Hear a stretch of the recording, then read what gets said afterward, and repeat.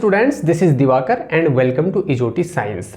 आज हम 10th class की केमिस्ट्री का first chapter chemical reactions and equations के जितने भी क्वेश्चंस हैं इंक्लूडिंग एक्सरसाइज उसको सॉल्व करने जा रहे हैं। और ये चैप्टर हमारा ऑलरेडी कंप्लीट हो चुका है, बहुत डेप्थ में जाकर के मैंने कंप्लीट कर रखा है इस चैप्टर को। लिंक आपको डिस्क्रिप्शन में मिल जाएगी, पूरी प्लेलिस्ट इस चैप्टर की आपको डिस्क्रिप्शन में गिवन है, वहाँ से आप इसको देख सकते हैं। तो बिना टाइम को वेस्ट किए हम पहले क्वेश्चन की तरफ बढ़ते हैं। सबसे पहला क्वेश्चन जो है एनसीईआरटी की बुक में दिया हुआ है कि why should a magnesium ribbon be cleaned before burning in air. Air में ना जब मैग्नीशियम रिबन को हम मैग्नीशियम की रिएक्शन जब ऑक्सीजन के साथ कराते हैं यानी एयर के साथ कराते हैं तो उसको साफ क्यों किया जाता है? रिएक्शन करने से पहले, उसको बर्न करने से पहले हम उसको साफ क्यों करते हैं? क्योंकि इसके ऊपर क्या होता है, एक लेयर होती है मैग्नीशियम ऑक्साइड की। किसकी लेयर होती है? मैग्नीशियम ऑक्साइड की लेयर होती है, MgO की लेयर होती है, प्रोटेक्टिव लेयर होती है, जो फर्दर आगे रिएक्शन होने से रोकती है। ये ऑक्सीजन के साथ नहीं तो रिएक्शन नहीं होने देगी या रिएक्शन को स्लो कर देगी। इसीलिए सैंड पेपर से, किससे? सैंड पेपर से हम क्या करते हैं, इसको साफ करते हैं। ठीक है, तो ये इसका क्या है, आंसर है। ठीक है, तो आप किस तरीके से इसको आंसर करोगे? वैसे मैंने जब मैं आपको लेक्चर प्रोवाइड कर रहा था, जब क्लास दे रहा था, तो वहाँ पर भी इसको हमने बहुत डिटेल से डिस्कस किया था। और अगर आपने वो क्लास देखी है तो आप इजीली इस क्वेश्चन को सॉल्व भी कर सकते हो। तो अब magnesium ribbon is clean to remove the protective layer of magnesium oxide from its surface so that it may readily combine with the oxygen of air on heating। Heat करने पर ये ऑक्सीजन के साथ कंबाइन हो जाएगा। इसीलिए हम इस प्रोटेक्टिव लेयर को क्या करते हैं, पहले साफ करते हैं। इसको सैंड पेपर से क्या करते हैं, मैग्नीशियम रिबन या मैग्नीशियम वायर को साफ करते हैं। मैंने बताया था ना आपको, लेबोरेटरी में मैग्नीशियम या तो रिबन की फॉर्म में होता है या तो वायर की फॉर्म में होता है। ठीक है, वो आपने देखा होगा। अब दूसरा क्वेश्चन देखिए जरा। दूसरा क्वेश्चन है, right the balanced equation for the following chemical reactions. देखो, केमिकल रिएक्शंस को लिखने के ना मेथड्स होते हैं। क्या होते हैं? मेथड्स होते हैं। एक होता है केमिकल वर्ड इक्वेशन और एक होता है आपकी केमिकल इक्वेशन। तो ये जो क्वेश्चन नंबर 2 में दिख रहा है आपको, ये सारी क्या है, आपकी वर्ड इक्वेशन है। जैसे पहली वर्ड इक्वेशन क्या है, हाइड्रोजन क्लोरीन के साथ रिएक्ट कर रहा है और हाइड्रोजन क्लोराइड बना रहा है। क्या कर रहा है यहाँ पर जो आपका हाइड्रोजन यानी H2 है, ये किसके साथ रिएक्ट कर रहा है? क्लोरीन यानी Cl2 के साथ रिएक्ट कर रहा है। और क्या बना रहा है आपका? HCl बना रहा है। क्या बना रहा है? HCl बना रहा है। इसको बैलेंस कर दीजिए, यहाँ पर आपका 2 आ जाएगा, ताकि आपके हाइड्रोजन भी 2 हो गए, क्लोरीन भी 2 हो गए, इधर क्लोरीन 2 है, इधर भी 2 है।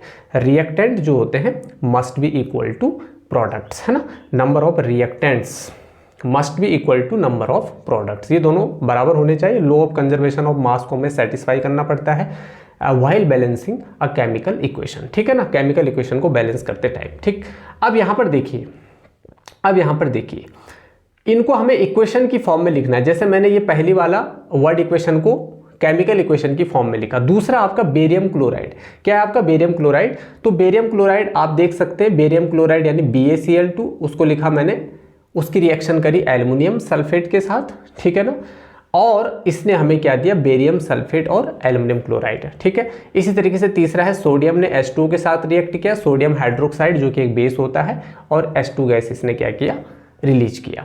ठीक है, तो ये ऊपर आपकी वर्ड इक्वेशन है और नीचे आपकी क्या है, केमिकल इक्वेशन है। तो किस तरीके से वर्ड इक्वेशन को लिखा जाता है, केमिकल इक्वेशन को लिखा जाता है, ये मैंने चैप्टर को पढ़ाते टाइम अच्छे से आपके सामने डिस्कस किया था।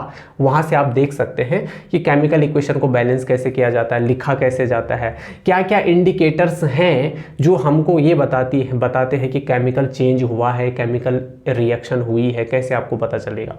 ठीक है, तो बहुत सारी चीजें वहां पर डिस्कस हुई है, एक एक पॉइंट मैंने वहां पर आपका डिस्कस किया है। तीसरा जो क्वेश्चन है आपके सामने वो है, right a balanced chemical equation with state symbols for the following reactions.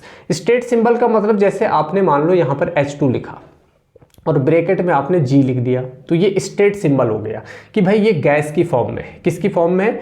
Gas की फॉर्म में। ठीक है, जैसे आपने यहाँ पर Zn लिखा, यहाँ पर आपने S लिख लिया, क्या लिख लिया, S लिख लिया, तो आपको पता चल गया भाई ये किसकी फॉर्म में है, सॉलिड की फॉर्म में। किसकी फॉर्म में, सॉलिड। तो इस तरीके से आपको यहाँ पर स्टेट को भी क्या करना पड़ेगा, शो करना पड़ेगा। स्टेट सिंबल्स इसी को बोला जाता है। तो सॉल्यूशन ऑफ बेरियम क्लोराइड, अब जहां पर सॉल्यूशन लिखा हुआ है इसका मतलब उसमें पानी है, पानी है तो ऑब्वियसली आपको उसका स्टेट सिंबल क्या बताना है, AQ, यानी कि वो एक्वस की फॉर्म में है। तो यहां पर आपको देखिए, यहां पर देखिए सॉल्यूशन ऑफ बेरियम क्लोराइड है ना, मैं इसको देखो, solution of barium chloride and sodium sulphate in water react to give insoluble barium sulphate. Insoluble barium sulphate का मतलब हो गया प्रिसिपिटेशन रिएक्शन की बात हो रही है, वहां पर प्रेसिपिटेट बन रहा है। अभी प्रेसिपिटेट क्या होता है इसको हमने प्रेसिपिटेशन रिएक्शन में भी अच्छे से समझा है, ठीक है ना। जो इनसॉल्युबल होता है किसमें, वाटर में, और नीचे बॉटम में सेटल डाउन हो जाता है, PPT बन जाती है, प्रेसिपिटेट बन जाता है, ठीक है। तो यहां पर आप देख सकते हैं इसको, ये देखिए यहां पर देखिए बेरियम क्लोराइड रिएक्ट कर रहा है सोडियम सल्फेट के साथ, और क्या बना रहा है आपका, बेरियम सल्फेट बना रहा है, और साथ में सोडियम क्लोराइड यानी सॉल्ट बना रहा है। दूसरा सोडियम हाइड्रोक्साइड HCl यानी हाइड्रोजन क्लोराइड, और उसका स्टेट सिंबल लिखा हुआ है AQ, यहां पर आप ब्रैकेट में देख सकते हैं AQ। यहां पर देखिए सोडियम क्लोराइड AQ यानी कि एक्वस फॉर्म में है, और H2O बन रहा है यानी कि लिक्विड फॉर्म में। तो ये स्टेट सिंबल होता है, ठीक है ना। तो ये क्वेश्चन भी आपका समझ में आ गया। देखो क्वेश्चंस को समझने के लिए आपको चैप्टर तो पढ़ना ही पड़ेगा। मैं यहाँ पर फटाफट आपको क्यों बता रहा हूँ आंसर, क्योंकि मैं आपको चैप्टर ऑलरेडी पढ़ा चुका हूँ। अगर आपने वो चैप्टर्स इसी चैनल से और मेरे से सीखे होंगे तो आपको पता चल रहा होगा कि इनको कैसे सॉल्व किया जाता है, ठीक है। अगला क्वेश्चन देखिए, अगला क्वेश्चन है, देखो एनसीईआरटी की बुक के बीच बीच में कुछ क्वेश्चन दिए हुए हैं, वही वाले हैं, ठीक है। अभी एक्सरसाइज नहीं आई। अगला क्वेश्चन है, a solution of a substance x is used for white washing, है ना। आपकी जो घर की दीवारें होती है ना, उसमें आप क्या करते हो, व्हाइट वॉशिंग करते हो, सफेद चूना करते हो, है ना। तो वो जो सब्सटेंस एक्स है, उस सब्सटेंस एक्स का नाम आपको बताना है कि वो सब्सटेंस एक्स क्या है और इसका फॉर्मूला क्या होगा। दूसरा, right the reaction of the substance x named in above with water, है ना। जो ये सब्सटेंस एक्स है ना, इसकी रिएक्शन भी लिखनी है आपको वाटर के साथ, कि किस तरीके से वाटर के साथ रिएक्ट करता है। तो क्या है, ये कैल्शियम ऑक्साइड है। ये जो सब्सटेंस एक्स है ये क्या है, कैल्शियम ऑक्साइड है, ठीक है। क्या है, कैल्शियम ऑक्साइड है। जब हम इसकी रिएक्शन वाटर के साथ कराते हैं तो क्या बनता है, क्या बनता है, जब हम इसकी रिएक्शन को वाटर के साथ कराते हैं तो क्या बनता है, स्लैक्ड लाइम बनता है। क्या बनता है, स्लैक्ड लाइम बनता है, CaOH ट्वाइस बनता है। क्या बनता है, CaOH, यहां पर लिख देता हूं, एक मिनट, CaOH ट्वाइस बनता है, ठीक है। जब हम कैल्शियम ऑक्साइड, जो लाइम है आपका, जब हम कैल्शियम ऑक्साइड की रिएक्शन, पेन चेंज करके लिखेंगे, किसके साथ कराते हैं, H2O के साथ कराते हैं। इसने बोला है ना दूसरे वाले पॉइंट में कि H2O के साथ इसकी इक्वेशन को भी लिखिए, रिएक्शन को भी लिखिए, ठीक है।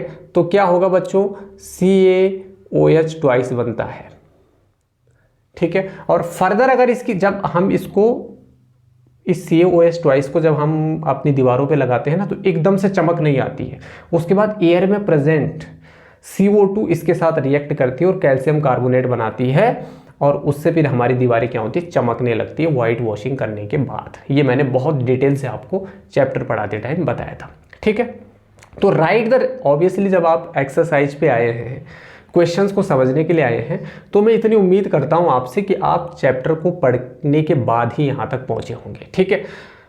तो ये सारी चीजें इसमें आ जाती हैं। तो जो सब्सटेंस एक्स है वो क्या है, कैल्शियम ऑक्साइड है, और जब हम इसकी वाटर के साथ रिएक्शन करते हैं तो क्या बनता है, कैल्शियम हाइड्रोक्साइड यानी कि स्लैक्ड लाइम बनता है। कैल्शियम ऑक्साइड आपका क्विक लाइम होता है, चूना होता है, और कैल्शियम हाइड्रोक्साइड आपका स्लैक्ड लाइम होता है। जब ये वाटर के साथ रिएक्ट करता है तो आप देखते होंगे टेम्परेचर बढ़ जाता है, बहुत गर्म हो जाता है। चूने को जब आप पानी में डालते हो तो उबलने लगता है, तो वो जो होता है वो कैल्शियम ऑक्साइड होता है, वाटर के साथ रिएक्ट करके वो कैल्शियम हाइड्रोक्साइड बनाता है। साथ में हीट भी निकलती है, यानी कि एक्सोथर्मिक रिएक्शन है, क्योंकि इसमें एनर्जी रिलीज हो रही है, हीट जो है इसमें इवोल्व हो रही है, और जिसमें हीट इवोल्व होती है वो एक्सोथर्मिक रिएक्शंस होती हैं, ठीक है। अगला क्वेश्चन है बच्चों आपके पास कि why is the amount of gas collected in one of the test tube in activity 1.7 double of the amount collected in the other. दो टेस्ट ट्यूब हमने ली है ना, दो टेस्ट ट्यूब हमने ली थी, ठीक है। उसमें हमने पानी डाला था, ग्रेफाइट की रॉड डाली थी, हमने एक्टिविटी में अच्छे से समझा था।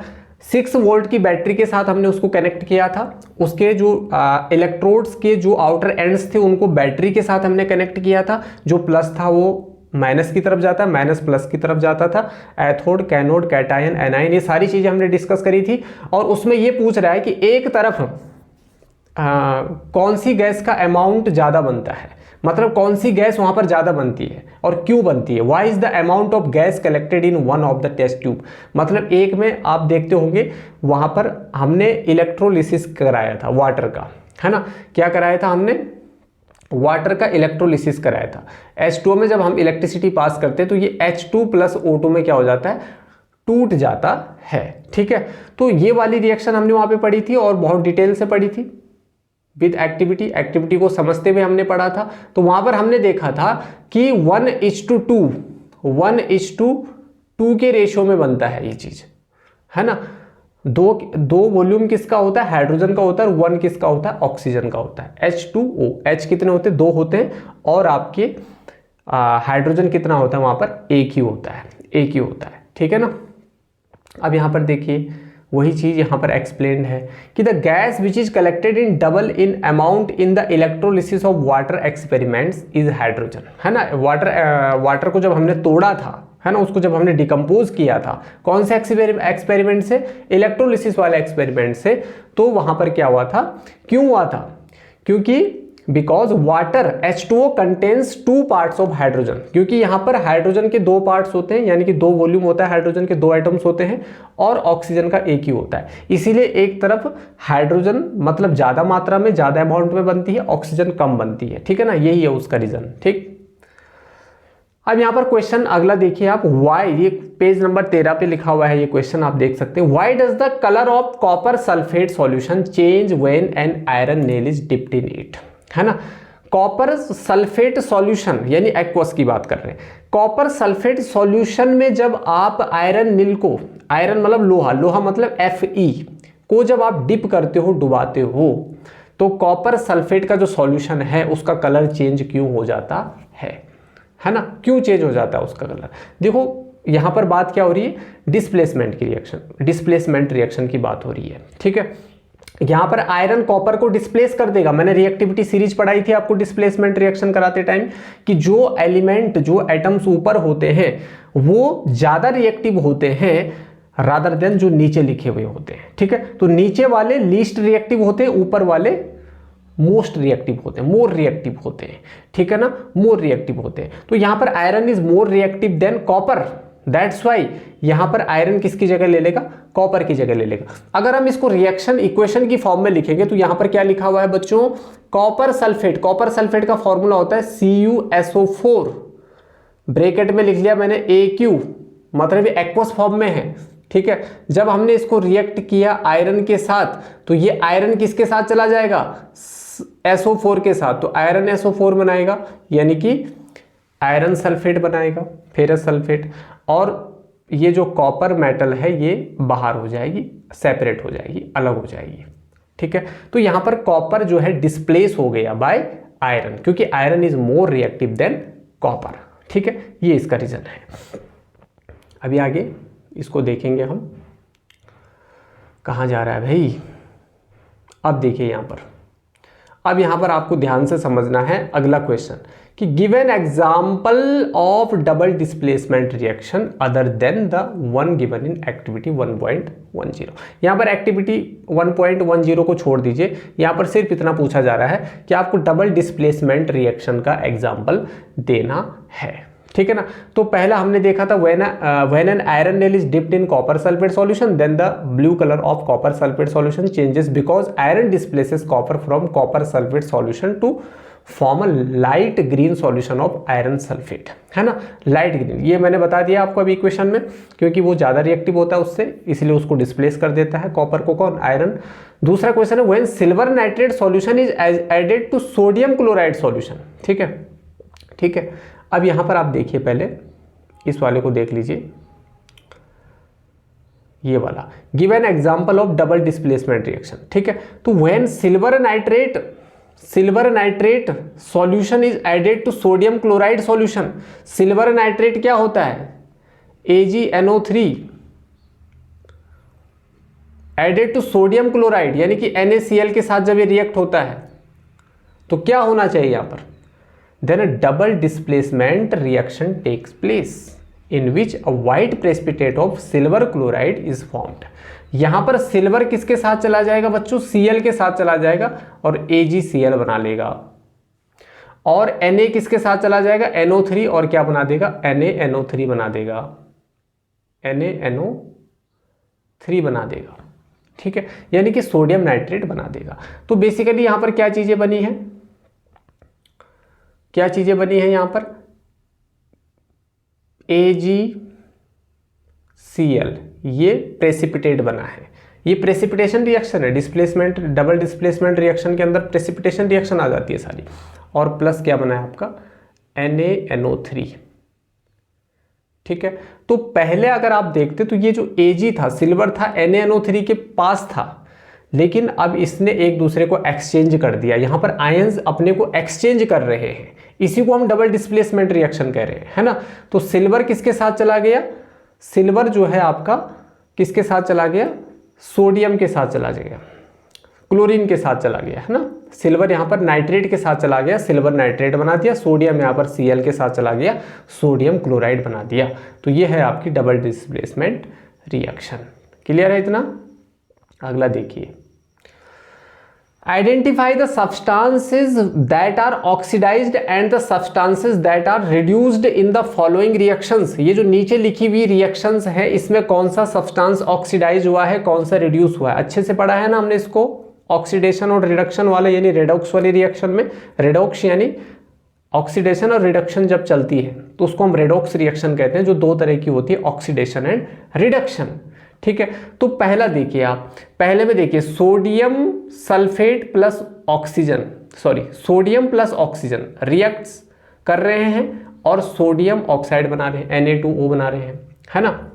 तो यहां पर क्या हो रहा है, यहां पर देखिए कि किसका ऑक्सीडेशन हो रहा है, यहां पर सोडियम के साथ कुछ था नहीं था, लेकिन प्रोडक्ट वाली साइड में सोडियम के साथ ऑक्सीजन है, मतलब सोडियम इज गेटिंग ऑक्सीडाइज्ड, यहां पर सोडियम ऑक्सीडाइज्ड हो रहा है और ऑक्सीजन यहां पर रिड्यूस हो रहा है, ठीक है। दूसरे वाले में जो कॉपर ऑक्साइड है वो H2 के साथ रिएक्ट कर रहा है और कॉपर प्लस H2O बना रहा है। तो यहां पर कॉपर ऑक्साइड से ऑक्सीजन हट जा रही है, रिमूव हो जा रही है, और ऑक्सीजन के रिमूव होने को हम रिडक्शन बोलते हैं, यानी कि copper oxide is getting reduced. तो कॉपर ऑक्साइड यहां पर रिड्यूस हुआ है और H2 is getting oxidised, H2 यहां पर क्या हो रहा है, ऑक्सीडाइज हो रहा है दूसरी वाली रिएक्शन में। क्लियर है इतना। तो आई होप आप इसको भी समझ गए होंगे। अब आते हैं हम एक्सरसाइज पे। एक्सरसाइज का पहला क्वेश्चन है कि which of the statements about the reaction below are incorrect. नीचे लिखी हुई जो पॉइंट्स हैं, ऑप्शंस हैं, इनमें से कौन सा इनकरेक्ट है ना, इस इक्वेशन के कॉन्टेक्स्ट में। Lead oxide plus carbon, lead oxide plus carbon gives lead plus carbon dioxide CO2। आप ऑप्शन ए देखिए, लेड इज गेटिंग रिड्यूस्ड। क्या इस रिएक्शन में आपको, इस इक्वेशन में आपको लेड रिड्यूस होते हुए दिख रहा है? मुझे तो नहीं दिख रहा है, मुझे दिख रहा है लेड ऑक्साइड रिड्यूस हो रहा है, लेड रिड्यूस नहीं हो रहा है, PbO रिड्यूस हो रहा है, Pb रिड्यूस नहीं हो रहा है। Pb मतलब लेड, लेड का सिंबल है, फॉर्मूला है, ठीक है। दूसरा, carbon dioxide is getting oxidised. यहां पर कार्बन डाइऑक्साइड ऑक्सीडाइज नहीं हो रहा है, यहां पर कार्बन ऑक्सीडाइज्ड हो रही है, क्योंकि कार्बन के साथ यहां पर ऑक्सीजन जुड़ रही है और लेड ऑक्साइड से ऑक्सीजन रिमूव हो रही है। तो जिससे ऑक्सीजन रिमूव होगी उसका रिडक्शन हो रहा है, जिसके साथ ऑक्सीजन ऐड होगी उसका ऑक्सीडेशन हो रहा है। समझ आया ऑक्सीडेशन रिडक्शन वाली रिएक्शन। तो यहां पर देखिए option C and option D is correct. Option A और बी इनकरेक्ट है और सी और डी करेक्ट है। कार्बन यहां पर ऑक्सीडाइज हो रहा है, लेड ऑक्सीडाइड यहां पर रिड्यूस हो रहा है। तो आपका जो आंसर होगा वो ऑप्शन फर्स्ट होगा, A and B is incorrect. यहां क्योंकि यहां पर इनकरेक्ट का पूछा है तो आपको इनकरेक्ट पर जाना है, ठीक है। पहला और दूसरा क्या है, इनकरेक्ट है, बाकी यहां पर करेक्ट है। दूसरी क्वेश्चन देखिए, यहां पर देखिए Fe2O3 एल्युमिनियम के साथ रिएक्ट कर रहा है ना, और इधर। तो यहाँ पर इसको आपको बताना है कि यहाँ पर ये कौन सी रिएक्शन है, कॉम्बिनेशन रिएक्शन है या डबल डिस्प्लेसमेंट रिएक्शन है या डिस्प्लेसमेंट है या कौन सी है। यहाँ पर दो ऑप्शन और रहे होंगे, कट गया होगा ये। यहाँ पर एक डिस्प्लेसमेंट रिएक्शन है, क्योंकि ये किसका एग्जाम्पल है, डिस्प्लेसमेंट रिएक्शन का एग्जाम्पल है। क्यों ये डिस्प्लेसमेंट रिएक्शन का एग्जाम्पल क्यों है सर, क्योंकि यहाँ पर देखिए, यहाँ पर जो Fe2 है, यहाँ पर Fe बाहर चला गया ना, और उसकी जगह कौन आ गया, ये एल्युमिनियम आ गया। तो एल्युमिनियम ने यहाँ पर आयरन को डिस्प्लेस किया, रिएक्टिविटी सीरीज खोली है, वहाँ पर देखिए आप एल्युमिनियम आयरन से ऊपर होगा। That's why in this reaction जो एल्युमिनियम है वो आयरन को क्या कर रहा है, डिस्प्लेस कर रहा है। तो ये डिस्प्लेसमेंट रिएक्शन का एग्जांपल है। तो आपके ऑप्शन में जहां पर डिस्प्लेसमेंट रिएक्शन होगा वहां पर आप टिक करिए। यहां से वो दोनों ऑप्शन कटे हुए हैं, सॉरी फॉर दैट, यहां पर केवल दो ही ऑप्शन है, तो डिस्प्लेसमेंट रिएक्शन इसका एग्जाम्पल होगा। ठीक है, चलिए अगले उस पे चलते हैं, अगले क्वेश्चन पे चलते हैं। तीसरा क्वेश्चन है बच्चों कि what happens when dilute hydrochloric acid is added to iron filings, है ना। जब आप डाइल्यूट हाइड्रोक्लोरिक एसिड को आयरन के साथ रिएक्ट करते हैं तो क्या होता है। तो चलो इसको रिएक्शन के साथ समझ जाते हैं, उसके बाद हम ऑप्शन की तरफ जाएंगे। हम इक्वेशन लिखते हैं भाई, यहां पर हाइड्रोक्लोरिक एसिड का फॉर्मूला होता है HCl। क्या होता है, HCl होता है, प्लस आयरन का फॉर्मूला होता है जी Fe। क्या होता है, Fe।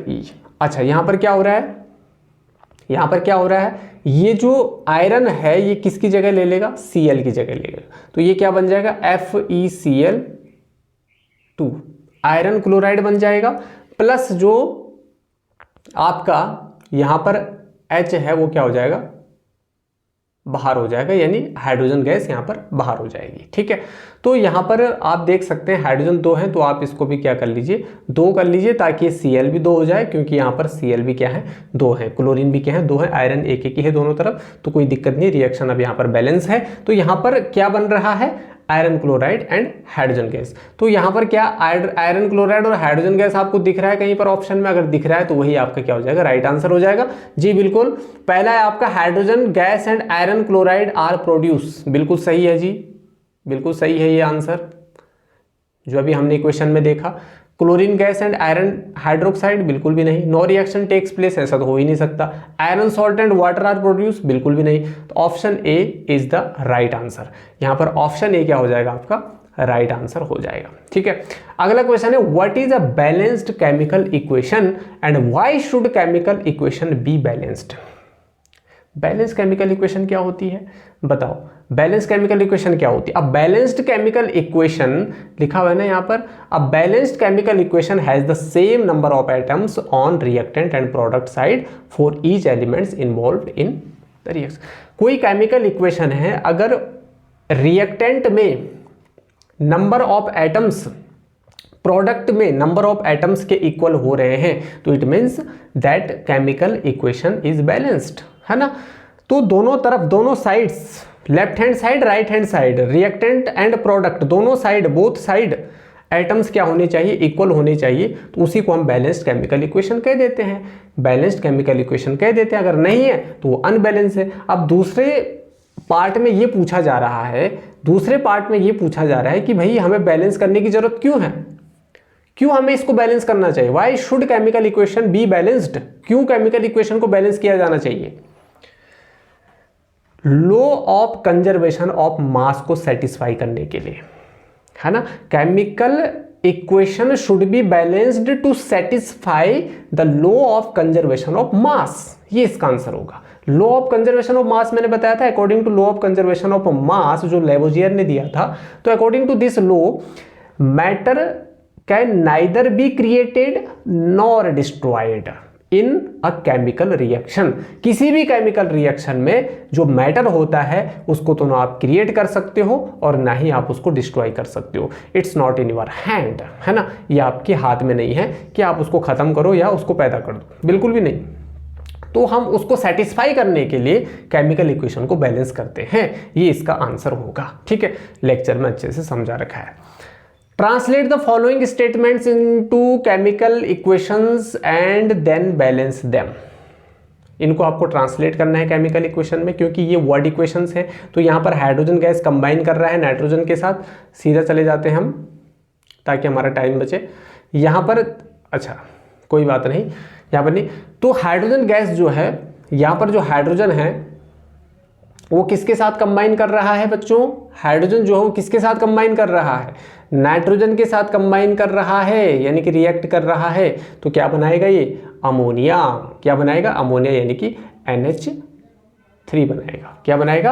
NH3 बनाएगा। यहाँ पर अगर आप 2 लगा देते हो तो 2 3 जा 6 आपके हाइड्रोजन हो जाते हैं, और 2 यहाँ पर नाइट्रोजन, इधर भी 2 नाइट्रोजन, यहाँ पर भी आपको 3 लगाना पड़ेगा क्योंकि 3 2 जा 6 यहाँ पर हाइड्रोजन हो गए, यहाँ पर भी 3 2 जा 6 क्या हो गए? आपके हाइड्रोजन हो गए, नाइट्रोजन भी यहाँ पर पूरा हो गया, सॉरी 2 3 जा 6 हो गया, और नाइट्रोजन इधर 2 हो गए, इधर भी क्या हो गए? 2 हो गए। तो केमिकल इक्वेशन को बैलेंस कैसे करना है, हिट एंड ट्रायल मेथड में यहाँ पर यूज कर रहा हूँ फटाफट ताकि हो जाए, ठीक है। बाकी अगर आपको स्टेप्स में सीखना है तो आप लेक्चर की तरफ जा सकते हैं, ठीक है। हाइड्रोजन सल्फेट गैस यहाँ पर बर्न कर रही है बच्चों एयर में, और क्या बना रही है? वाटर और सल्फर डाइऑक्साइड। दूसरा पॉइंट दूसरा बता देता हूँ मैं, बाकी आपको मैं होमवर्क में दे दूंगा। हाइड्रोजन सल्फेट H2S है ना, ये हाइड्रोजन सल्फेट होती है।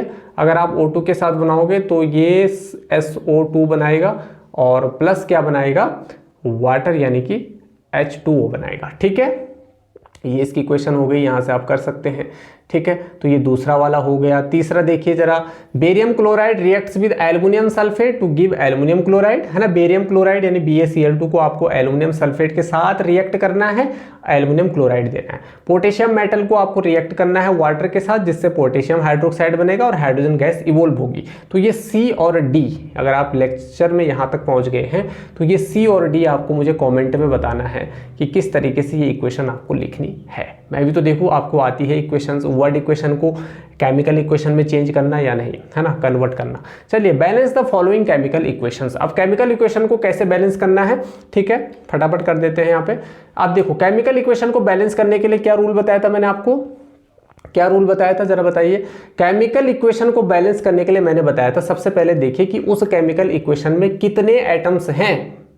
तो पहले में देखिए क्या क्या दिख रहा है आपको, पहले में देखिए आपको क्या क्या दिख रहा है। देखिए, हाइड्रोजन दिख रहा है, नाइट्रोजन दिख रहा है, ऑक्सीजन दिख रहा है, कैल्शियम दिख रहा है, यही दिख रहा है ना।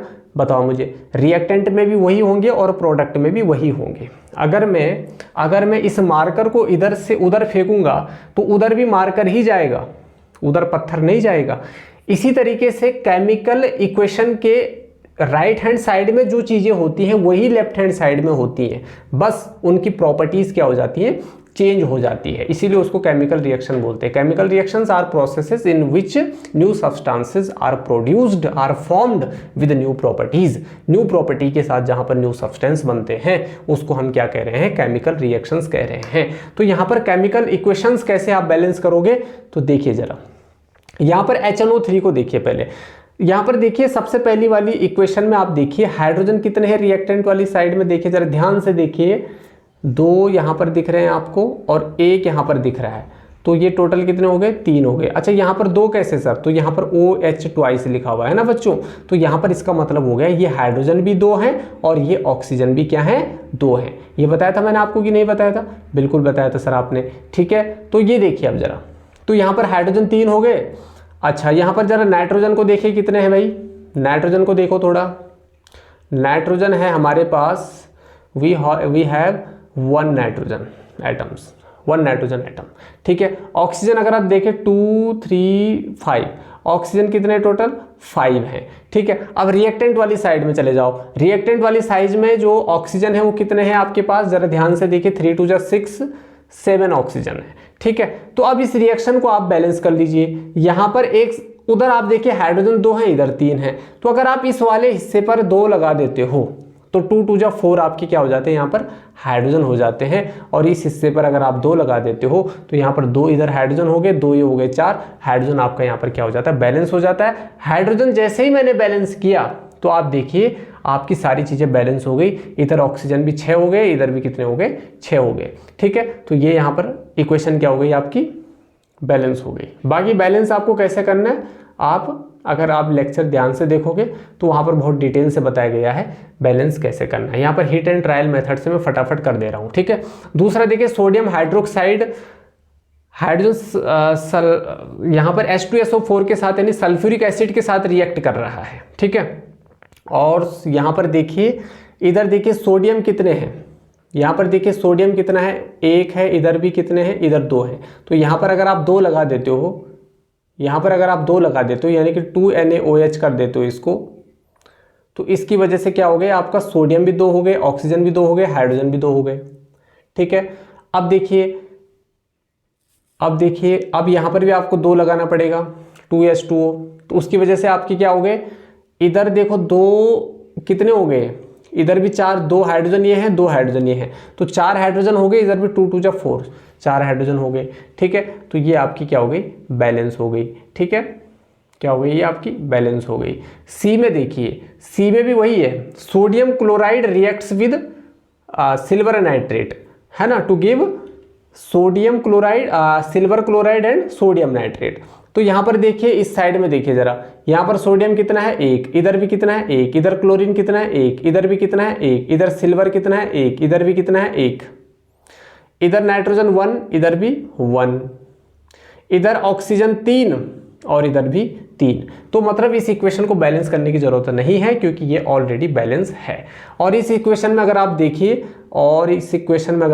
अगर आप यहाँ पर डायरेक्ट 2 लगा देते हो तो ये इक्वेशन आपकी बैलेंस हो जाती है। क्योंकि मैं देख रहा था यहाँ पर हाइड्रोजन 2 है, इसलिए मैंने यहाँ पर इसको 2 कर दिया, जिसकी वजह से ये क्लोरीन भी बैलेंस हो गया और ये वाला क्लोरीन भी आपका बैलेंस हो गया। तो इस तरीके से बच्चों आपको ये फटाफट केमिकल इक्वेशन को बैलेंस करना आना चाहिए, देख कर आना चाहिए। उसके लिए practice practice practice practice makes a man perfect, है ना। अगर आपको प्रैक्टिस करना है, अगर आप प्रैक्टिस नहीं करोगे तो परफेक्शन नहीं आएगा, क्योंकि more you practice better you become, है ना। जितनी आप प्रैक्टिस करोगे उतनी ही आप बेटर बनोगे, उतनी आप जल्दी जल्दी इक्वेशन को बैलेंस करोगे, ठीक है। चलिए, जो बच्चा नया है वो लेक्चर देख सकता है, वहां से पता चल जाएगा कैसे इसको बैलेंस किया जाता है, ठीक। अब देखिए, अब right the balanced chemical equations for the following reactions. पहला है कैल्शियम हाइड्रोक्साइड, ये है जी कैल्शियम हाइड्रोक्साइड, है ना, प्लस कार्बन डाइऑक्साइड, ये है जी कार्बन डाइऑक्साइड। ये क्वेश्चन नंबर 7 का आंसर है। कैल्शियम कार्बोनेट बना रहा है और H2O बाहर कर रहा है। दूसरा जिंक का फॉर्मूला लिखा है। सिल्वर नाइट्रेट का फॉर्मूला लिख लिया। जिंक नाइट्रेट ये लिख दिया, और सिल्वर ये आ गया आपका सिल्वर, ठीक है। तो ऊपर वर्ड इक्वेशन है और नीचे आपकी क्या है, केमिकल इक्वेशंस हैं। तो बेसिकली यहाँ पर वर्ड इक्वेशन को केमिकल इक्वेशन में आपको कन्वर्ट करना है बैलेंस के साथ, बैलेंस भी करना है साथ में, ठीक है। ये क्लियर हो गया। ठीक इसी तरीके से क्वेश्चन नंबर 8 में भी वही बात लिखी जा रही है कि right the balanced chemical equation for the following reactions, ठीक है। तो ये आप देख सकते हैं यहाँ से, ये ऊपर वर्ड इक्वेशन है और नीचे आपकी क्या है, केमिकल इक्वेशन है। अगला क्वेश्चन आपका व्हाई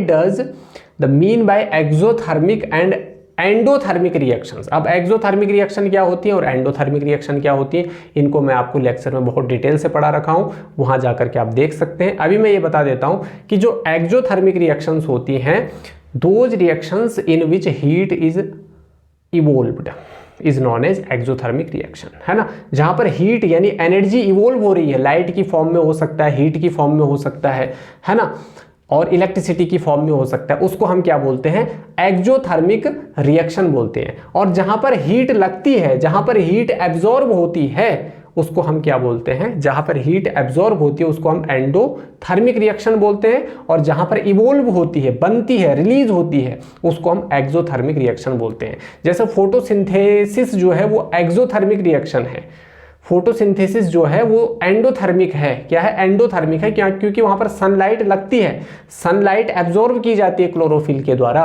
तो जहां पर हीट एब्जॉर्ब होती है उसको हम एंडोथर्मिक बोलेंगे। और रेस्पिरेशन जो है वो एक्सोथर्मिक है, क्योंकि वहां पर हीट निकलती है। तो वहां पर अगला क्वेश्चन यही कि why respiration considered an exothermic reaction.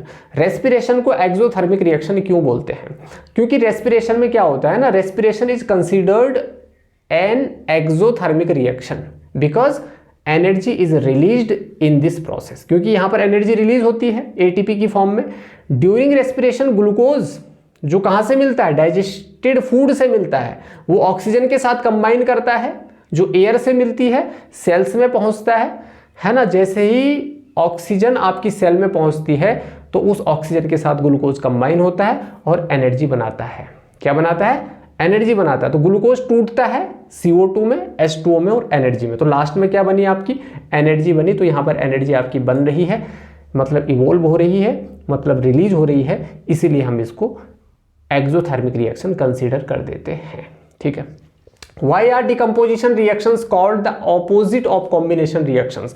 Decomposition reaction को ना combination reaction के opposite क्यों माना गया है, क्यों माना गया decomposition reaction? क्योंकि यहाँ पर combination reaction में दो सब्सटेंस मिलते हैं और एक नया सब्सटेंस बनाते हैं।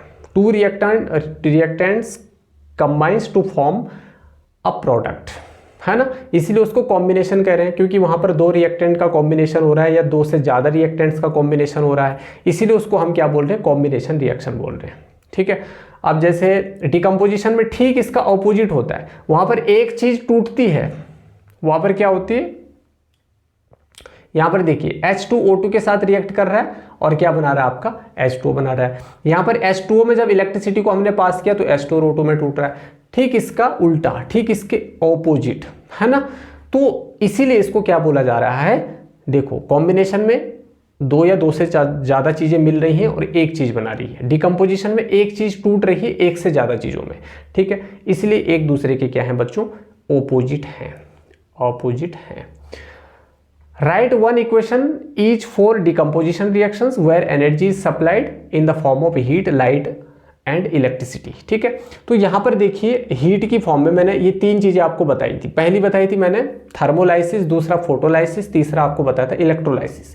तो थर्मोलाइसिस मतलब जहाँ पर हीट को हम यूज कर रहे हैं किसी सब्सटेंस को तोड़ने में। तो यहाँ पर कैल्शियम कार्बोनेट को जब आपने हीट दी तो ये कैल्शियम ऑक्साइड और CO2 में टूट गया, ये है आपका थर्मोलाइसिस। सिल्वर क्लोराइड को जब हमने सनलाइट में रखा, चाइना डिश में हमने सिल्वर क्लोराइड का पाउडर रखा और उसको हमने धूप में छोड़ दिया, तो वो सिल्वर और क्लोरीन में क्या हो जाता है, ब्रेक डाउन हो जाता है। तो ये आपका फोटोलिसिस है, जहाँ पर फोटोलाइसिस है, जहाँ पर सनलाइट की मदद से हम चीज़ों को तोड़ रहे हैं। और तीसरा आपका वाटर है, इलेक्ट्रिसिटी हमने पास करी तो ये H2O2 में क्या हो गया, स्प्लिट अप हो गया। तो ये आपका क्या है, आपका हाइड्रोलाइसिस है ना, इलेक्ट्रोलाइसिस है, जहाँ पर इलेक्ट्रिसिटी की मदद से हम क्या कर रहे हैं, चीज़ों को तोड़ रहे हैं। तो बेसिकली ये डिकम्पोजिशन रिएक्शंस के टाइप्स हैं। तो ये डिकम्पोजिशन रिएक्शंस जो हैं, यहाँ पर एक चीज़ टूट करके दो या दो से ज़्यादा चीज़ों में डिवाइड हो जाती है। ठीक है, तो ये सारी चीज़ें इसमें आ जाती हैं। अगला क्वेश्चन है, what is the difference between displacement and double displacement reaction, right equations for these equations. ठीक है, तो ये देख लीजिए भाई, डिस्प्लेसमेंट में क्या हो रहा है, डिस्प्लेसमेंट रिएक्शन क्या हो रहा है, जहां पर लेस रिएक्टिव एलिमेंट जो होता है वो मोर रिएक्टिव एलिमेंट से डिस्प्लेस हो जाता है। मतलब more reactive element less reactive element को क्या कर लेता है, डिस्प्लेस कर लेता है। और डबल डिस्प्लेसमेंट में क्या होता है, आयंस का एक्सचेंज होता है, मतलब कंपाउंड्स के बीच में आयंस एक्सचेंज कर रहे हैं। जैसे यहाँ पर कॉपर सल्फेट है, जिंक के साथ रिएक्ट कर रहा है, तो zinc is more reactive than copper, तो यहाँ पर जिंक यहाँ पर सल्फेट की जगह ले लेगा, तो जिंक सल्फेट बना लेगा, ZnSO4, ये O नहीं है यहाँ पर भाई, ये है आपका ZnSO4। ठीक है, ये O को हटा दीजिए यहाँ से। ठीक, तो ये चीजें हो रही हैं। तो यहाँ पर जिंक ने कॉपर को क्यों रिप्लेस किया, क्यों रिप्लेस किया, because zinc is more reactive than copper, क्योंकि जिंक कॉपर से ज्यादा रिएक्टिव है।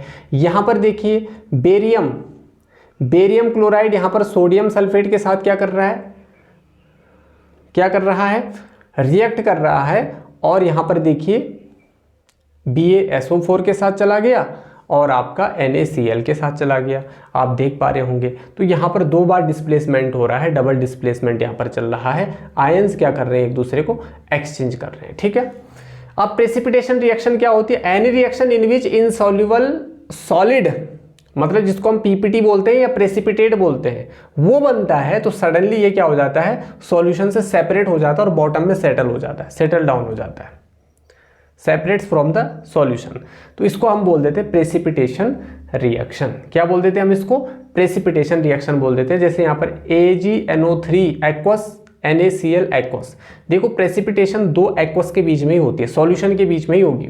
जो जो कंपाउंड है वो सॉल्यूशन होना चाहिए, एक्वस फॉर्म में होना चाहिए। Silver nitrate reacts with sodium chloride and gives silver chloride and sodium nitrate. ठीक है, तो यहाँ पर सिल्वर क्लोराइड की पीपीटी बन जाती है, प्रेसिपिटेट बन जाता है बच्चों। ठीक है, तो ये जो कुछ कुछ क्वेश्चंस यहाँ पर मैंने नहीं बताए हैं, जैसे ऑक्सीडेशन रिडक्शन, जैसे अभी थोड़ी देर पहले मैंने इनको डिस्कस कर लिया था, लेक्चर में भी अच्छे से इनकी नोट्स आपको प्रोवाइड की गई हैं, है ना। यहाँ पर जैसे इस क्वेश्चन को देखिए, why do we apply paint on iron articles, पे आप पेंट क्यों करते हो? टू प्रिवेंट फ्रॉम रस्टिंग, है ना। Paint is applied on iron articles to prevent from their rusting, है ना। उनसे रस्टिंग को हम प्रिवेंट कर सके, क्योंकि उसमें जंग लग जाता है और जंग लगने की वजह से वो खराब हो जाते हैं। तो कोरोजन से बचाने के लिए हम क्या करते हैं, उनमें पेंट को अप्लाई करते हैं, पेंट लगाते हैं, है ना। ऐसे ही यहाँ पर इस क्वेश्चन को देखिए, ऑयल और फैट से बनी हुई जो चीज़ें होती हैं उनको जब पैकेट के अंदर फ्लश किया जाता है, भरा जाता है, तो उनमें नाइट्रोजन गैस को क्यों भरा जाता है? क्योंकि नाइट्रोजन गैस क्या होती है, रिएक्ट नहीं करती है किसी चीज़ के साथ, है ना। ये क्या होती है, अनरिएक्टिव होती है। तो ये रिएक्शन नहीं करती है किसी चीज़ के साथ, जैसे ऑक्सीजन कर लेता है तुरंत, तो इसीलिए इनको भरा जाता है उसके अंदर, है ना। तो ये चीज़ भी हमने ताकि वो रैंसिड ना हो, तो रैंसिडिटी से बचाने के लिए हम वो चीज़ें करती हैं, है ना।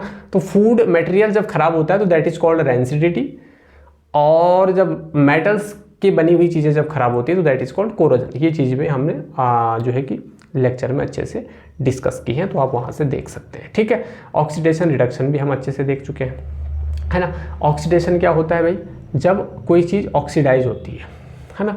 जब किसी चीज़ से ऑक्सीजन ऐड होती है, जब किसी चीज़ से क्या होती है, ऑक्सीजन क्या होती है, ऐड होती है, तो उसको हम क्या बोलते हैं, ऑक्सीडेशन बोलते हैं। क्या बोलते हैं, ऑक्सीडेशन बोलते हैं। ठीक है, जैसे CuO2 के साथ रिएक्ट कर रहा है, किसके साथ, O2 के साथ, और क्या बना रहा है, कॉपर ऑक्साइड बना रहा है। ठीक है, तो यहाँ पर Cu के साथ ऑक्सीजन ऐड हुई है ना, तो कॉपर का यहाँ पर क्या हो रहा है, ऑक्सीडेशन हो रहा है। ऐसे मैं आपको बताऊं, ऐसे मैं आपको बोलूं, मैग्नीशियम ऑक्साइड है, मैग्नीशियम ऑक्सीजन के साथ रिएक्ट कर रहा है, तो मैग्नीशियम के साथ ऑक्सीजन ऐड होगी तो क्या बनेगा, मैग्नीशियम ऑक्साइड बनेगा। ठीक है, तो ये क्या है भाई, ये ऑक्सीडेशन ही तो हो रहा है किसका, मैग्नीशियम। तो in this reaction magnesium is getting oxidised, क्योंकि यहाँ पर ऑक्सीजन ऐड हो रही है। तो ऑक्सीजन के ऐड होने को हम क्या बोल रहे हैं, ऑक्सीजन के ऐड होने को हम क्या बोल रहे हैं, रिडक्शन, ऑक्सीडेशन बोल रहे हैं। और रिडक्शन का मतलब क्या हो गया, रिडक्शन का मतलब क्या हो गया कि किसी चीज़ से हाइड्रोजन क्या हो रही है, जुड़ रही है, या फिर ऑक्सीजन रिमूव हो रही है। ये सारी चीज़ें हम पहले भी डिस्कस कर चुके हैं, लेक्चर को आप देख सकते हैं, लिंक आपको डिस्क्रिप्शन में मिल जाएगी, गिवन है। ठीक है, तो आज के लिए इतना ही रखते हैं, तब तक के लिए आप हंसते रहिए, मुस्कुराते रहिए, और इस तरीके से क्वेश्चन आंसर प्रैक्टिस करते रहिए। और जो चैप्टर्स है उसको पढ़े बिना क्वेश्चन आंसर मत प्रैक्टिस करिए, पहले चैप्टर को अच्छे से पढ़ लीजिए, वो हम ऑलरेडी कंप्लीट कर चुके हैं, उसके बाद क्वेश्चन आंसर अगर आप प्रैक्टिस करेंगे तो वो ज़्यादा बेनिफिशियल होगा। ठीक है ना, तो thanks for watching today video, thank you.